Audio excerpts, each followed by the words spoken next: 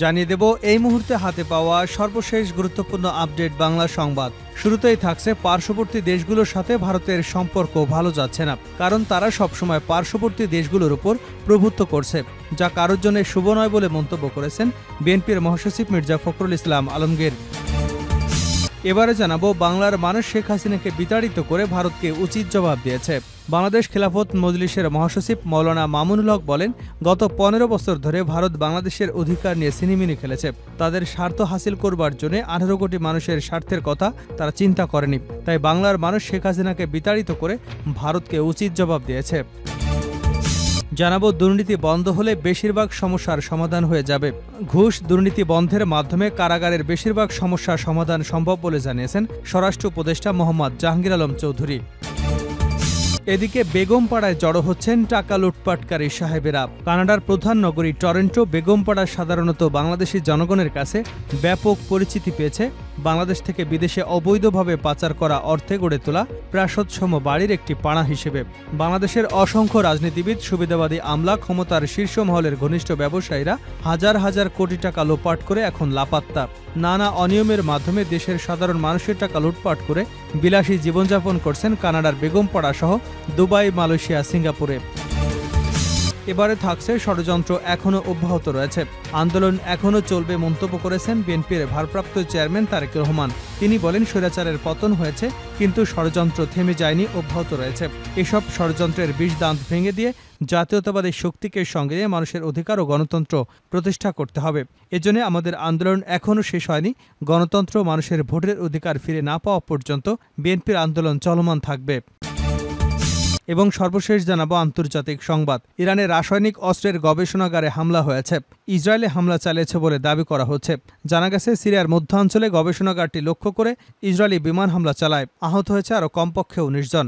রোববার সিরীয় সরকারি বার্তা সংস্থা সানা এ তথ্য নিশ্চিত করেছে। এতক্ষণ শিরোনাম শুনছিলেন, এবার বিস্তারিত। প্রিয় দর্শক, আপনি যদি এই চ্যানেলে নতুন হয়ে থাকেন, ভিডিওটি দেখতে দেখতে চ্যানেলটি সাবস্ক্রাইব করে আমাদের সঙ্গে থাকুন। আর এই ভিডিও সম্পর্কে আপনি আপনার মূল্যবান মতামতটি কমেন্ট বক্সে জানিয়ে দিন। আর হ্যাঁ প্রিয় দর্শক, জানিয়ে দিন ভিডিওটি কোথা থেকে দেখছেন। পার্শ্ববর্তী দেশগুলোর উপর ভারত প্রভুত্ব করছে, যা শুভ নয়। মির্জা ফখরুল। পার্শ্ববর্তী দেশগুলোর সাথে ভারতের সম্পর্ক ভালো যাচ্ছে না, কারণ ভারত সবসময় তার পার্শ্ববর্তী দেশগুলোর উপর প্রভুত্ব করেছে, যা কারোর জন্যই শুভ নয় বলে মন্তব্য করেছেন বিএনপির মহাসচিব মির্জা ফখরুল ইসলাম আলমগীর। সোমবার জাতীয়তাবাদী মহিলা দলের ৪৬তম প্রতিষ্ঠা বার্ষিকী উপলক্ষে বিএনপির প্রতিষ্ঠাতা শহীদ প্রেসিডেন্ট জিয়াউর রহমান বীরুত্তমের মাঝারে ফুলেল শুভেচ্ছা এবং ফাতিহা পাঠ শেষে এ মন্তব্য করেন তিনি। এ সময় উপস্থিত ছিলেন বিএনপির স্থায়ী কমিটির সদস্য বেগম সেলিমা রহমান, ডাক্তার এজেরেম জাহিদ হোসেন, ইসলাম মহিলা দলের বিভিন্ন পর্যায়ের নেতৃবৃন্দ উপস্থিত ছিলেন। মির্জা ফখরুল ইসলাম জানান, দীর্ঘ প্রায় ১৬ বছরের ফ্যাসিবাদী আওয়ামী শাসনের হাত থেকে ছাত্র জনতার আন্দোলনের মাধ্যমে দেশ মুক্ত হয়েছে। এই বিপ্লবে দেশের অসংখ্য ছাত্র জনতা, এমনকি নারী ও শিশু প্রাণ হারিয়েছেন। এই গণতন্ত্র পুনরুদ্ধারে নারীদের যে অবদান, সেটাকে আমরা কখনই অস্বীকার করতে পারব না। তিনি বলেন, আজকে মহিলা দল শপথ নিয়েছে যে স্বাধীনতা আজকে অর্জন করা হয়েছে, সেই স্বাধীনতাকে সুসংহত করবার জন্য, গণতন্ত্রকে পুনরুদ্ধার করার জন্য এবং দেশের আইনের শাসন, জনগণের শাসন প্রতিষ্ঠা করার জন্য জাতীয়তাবাদী মহিলা দল তাদের সংগ্রাম অব্যাহত রাখবে। অন্তর্বর্তীকালীন সরকার যত দ্রুত সম্ভব সংস্কার সম্পন্ন করে নির্বাচনের মাধ্যমে জনগণের ক্ষমতা জনগণের হাতে তুলে দেবার ব্যবস্থা করবে বলেও প্রত্যাশা করেন তিনি। এক প্রশ্নের জবাবে বিএনপি মহাসচিব বলেন, আমরা অন্তর্বর্তীকালীন সরকারের প্রধান উপদেষ্টার সঙ্গে সাক্ষাৎ করে বলেছি, কি কি সংস্কার করতে চান তা সুস্পষ্ট করে জনগণের সামনে তুলে ধরুন।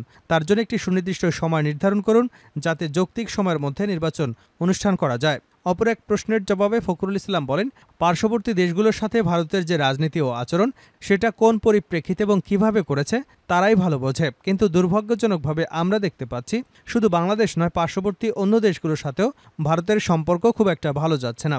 এর অন্যতম কারণ, ভারত সবসময় দেশগুলোর উপর একটা প্রভুত্ব করেছে, যেটা ভারতের জন্য শুভ নয়, পার্শ্ববর্তী দেশগুলোর জন্যও শুভ নয়। পারস্পরিক সম্মানের ভিত্তিতে, পারস্পরিক স্বার্থের ভিত্তিতে এই সম্পর্ক গড়ে তোলা উচিত বলে আমরা মনে করি। বাংলার মানুষ শেখ হাসিনাকে বিতাড়িত করে ভারতকে উচিত জবাব দিয়েছে। বাংলাদেশ খেলাফত মজলিসের মহাসচিব মাওলানা মামুনুল হক বলেছেন, গত ১৫ বছর ধরে ভারত বাংলাদেশের অধিকার নিয়ে ছিনিমিনি খেলেছে। তাদের স্বার্থ হাসিল করার জন্য ১৮ কোটি মানুষের স্বার্থের কথা তারা চিন্তাও করেনি। তাই বাংলার মানুষ শেখ হাসিনাকে বিতাড়িত করে ভারতকে উচিত জবাব দিয়েছে। বৃহস্পতিবার বিকেলে সুনামগঞ্জ পৌর শহরের পুরাতন বাস স্ট্যান্ড এলাকায় বাংলাদেশ খেলাফত মজলিস সুনামগঞ্জ জেলা শাখার আয়োজিত গণসমাবেশে প্রধান অতিথির বক্তব্যে তিনি এসব কথা বলেন। মামুনুল হক বলেন, বাংলাদেশে আর কোনোদিন ভারতের দেবদাসে পরিণত হবে না। ভারতের কোনো দালাল সরকার বাংলাদেশের ক্ষমতায় বসতে পারবে না। ভারত আমাদের প্রতিবেশী বন্ধু, বন্ধুর মতো থাকবে। আবারও যদি বাংলাদেশের অভ্যন্তরীণ বিষয়ে ভারত নাক গলাতে আসে তাহলে তাদের সমুচিত জবাব দেওয়া হবে। ক্ষমতাচ্যুত প্রধানমন্ত্রী শেখ হাসিনার সমালোচনা করে তিনি বলেন, শেখ হাসিনা বাংলাদেশকে ভারতের অঙ্গরাজ্য বানানোর চেষ্টা করেছিলেন। এদেশের 18 কোটি মানুষকে নরেন্দ্র মোদীর গোলাম বানাতে চেয়েছিলেন। সেই সঙ্গে এদেশের কোটি কোটি টাকা তিনি বিদেশে পাচার করেছেন। বর্তমানেও শেখ হাসিনা 5 আগস্ট গণঅভ্যুত্থানকে ব্যর্থ করে দিতে ভারতে বসে একের পর এক ষড়যন্ত্র করে যাচ্ছেন। আমাদের সবাইকে সজাগ থাকতে হবে ষড়যন্ত্রকারীদের বিরুদ্ধে। দুর্নীতি বন্ধ হলে দেশের বেশিরভাগ সমস্যার সমাধান হয়ে যাবে স্বরাষ্ট্র উপদেষ্টা। ঘুষ দুর্নীতি বন্ধের মাধ্যমে কারাগারের বেশিরভাগ সমস্যার সমাধান হবে বলে জানিয়েছেন স্বরাষ্ট্র উপদেষ্টা মোহাম্মদ জাহাঙ্গীর আলম চৌধুরী। সোমবার রাজধানীর বকশীবাজারে কারা অধিদপ্তরের কর্মকর্তাদের সঙ্গে মত বিনিময়ে প্রধান অতিথির বক্তব্যে সব কথা বলেন তিনি। জাহাঙ্গীর আলম বলেন, বৈষম্য বিরোধী ছাত্র আন্দোলন শুধু কোটার জন্য হয়নি, এর পেছনে মূল কারণ হিসেবে কাজ করেছে ঘুষ, দুর্নীতি, দ্রব্যমূল্যের ঊর্ধ্বগতি। ঘুষ চাওয়া চলবে না, যেভাবে হোক ঘুষ খাওয়া বন্ধ করতে হবে, এর কোনো বিকল্প নেই। কারাগারকে শোধনাগার হিসেবে গড়ে তোলার আহ্বান জানিয়ে লেফটেন্যান্ট জেনারেল মোহাম্মদ জাহাঙ্গীর আলম চৌধুরী বলেন, কারারক্ষী এবং কয়েদিদের খাবারের মান উন্নত করতে হবে, প্রশিক্ষণের মাধ্যমে তাদের দক্ষতা বাড়াতে হবে। এ সময় কারা কর্মচারীদের ব্যক্তিগত ডোসিয়ার শৃঙ্খলা ও কল্যাণ নিশ্চিতকরণে সংশ্লিষ্টদের প্রয়োজনীয় নির্দেশনা দেন উপদেষ্টা। কারা কর্মকর্তাদের উদ্দেশ্য স্বরাষ্ট্র উপদেষ্টা জাহাঙ্গীর আলম বলেন, কারাগারে নিরাপত্তা বিধান করা আপনাদের মূল দায়িত্ব। ঘুষ না খেয়ে আপনাদের সম্মান পুনরুদ্ধার করুন, কেননা ঘুষ খেলে ব্যক্তির পাশাপাশি প্রতিষ্ঠানের সুনাম ক্ষুণ্ণ হয়। বেগমপাড়ায় জড়ো হচ্ছেন টাকা লুটকারী সাহেবেরা। কানাডার প্রথম নগরী টরেন্টো বেগমপাড়া সাধারণত বাংলাদেশি জনগণের কাছে ব্যাপক পরিচিতি পেয়েছে বাংলাদেশ থেকে বিদেশে অবৈধভাবে পাচার করা অর্থে গড়ে তোলা প্রাসাদময় বাড়ির একটি পাড়া হিসেবে। অনেকেই শুনে অবাক হবেন, বেগমপাড়া বলে কোনো নির্দিষ্ট স্থান টরেন্টো বা তার আশেপাশের শহরগুলোর কোথাও নেই।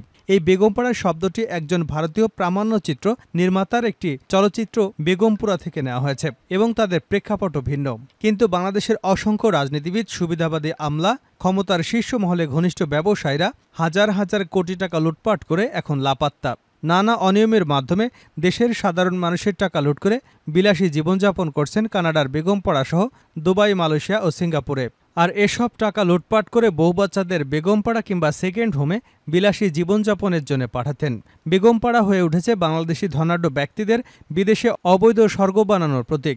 বেগমপাড়ার বেগম সাহেবাদের জন্য কারো কোনো সমবেদনা জাগে না, কারণ তারা স্বেচ্ছায় এই সিদ্ধান্ত নিয়েছেন অর্থ পাচারের সক্রিয় সহযোগী হিসেবে। এদিকে গত 5 আগস্ট বৈষম্য বিরোধী ছাত্র আন্দোলনে আওয়ামী সরকারের পতনের পর এখন বেগমদের সঙ্গে যোগ দিয়েছেন বলেও জানা গেছে। অন্তর্বর্তী সরকার ক্ষমতায় আসার পর রীতিমতো কানাডার বেগমপাড়া কিংবা সেকেন্ড হোমে দেশ থেকে পালিয়ে যাওয়া রাজনীতিবিদ, আমলা আর ব্যবসায়ীর ভিড় বেড়েছে। বিভিন্ন সূত্র থেকে খোঁজ নিয়ে জানা গেছে, মামলা, জেল, জরিমানা আর শাস্তির ভয়ে তারা বিভিন্ন উপায়ে ওইসব উন্নত দেশে পাড়ি জমাচ্ছেন। তবে সরকার এদের পাচার করা টাকা ফিরিয়ে আনতে কঠোর ব্যবস্থা নিয়েছে। প্রধান উপদেষ্টা ও অর্থ উপদেষ্টা এর মধ্যে অন্তত পাচারের 1 লাখ কোটি টাকা ফেরাতে টাস্কফোর্স গঠন প্রক্রিয়া চূড়ান্ত করেছে। খুব শীঘ্রই দৃশ্যমান হবে অর্থ উদ্ধার প্রক্রিয়া। এ নিয়ে জাতীয় দৈনিক কালের কণ্ঠ বেগমপাড়ায় ছুটছেন সাহেবেরা শিরোনামে একটি প্রতিবেদন প্রকাশিত হয়েছে। শেষ করছে আন্তর্জাতিক সংবাদ দিয়ে। ইরানের রাসায়নিক অস্ত্রের গবেষণাগারে হামলা। ইরানের রাসায়নিক অস্ত্রের গবেষণাগারে হামলা চালানো হয়েছে। ইসরায়েলে হামলা চালিয়েছে বলে দাবি করা হচ্ছে। জানা গেছে, সিরিয়ার মধ্যাঞ্চলে গবেষণাগারটি লক্ষ্য করে ইসরায়েলি বিমান হামলা চালায়। এতে অন্তত 5 জন নিহত হয়েছেন, আহত হয়েছে অন্তত কমপক্ষে 19 জন। রোববার সিরিয়ার সরকারি বার্তা সংস্থা সানা এ তথ্য নিশ্চিত করেছে। সানা জানিয়েছে, ওই বিমান হামলায় একাধিক বেসামরিকের মৃত্যু হয়েছে। লন্ডন ভিত্তিক সংবাদ মাধ্যম ইরান ইন্টারন্যাশনাল দাবি করেছে, সিরিয়ার মাসাইফে এই হামলায় কয়েকটি সায়েন্টিফিক রিসার্চ স্টাডিজ সেন্টারে হামলা চালানো হয়েছে। ওই গবেষণাগারে ইরান এবং তার মিত্ররা রাসায়নিক অস্ত্র তৈরি করে বলে ধারণা করা হয়। মাসাইফের ওই গবেষণাগারে প্রক্সিদের জন্য অত্যাধুনিক মিসাইল এবং অস্ত্র বানায় ইরান। 2022 সালে গবেষণাগারটিতে হামলা চালিয়েছিল ইসরায়েল। তৎকালীন ইসরায়েলের প্রতিরক্ষা মন্ত্রী বেনি গ্যান্টস হামলার দায় স্বীকার করে রাসায়নিক অস্ত্রের অভিযোগটি সামনে আনেন। ইসরায়েল আবারও গবেষণাগারটিকে হুমকি মনে করছে, এজন্য রোববার ফের পদক্ষেপ নিল তারা।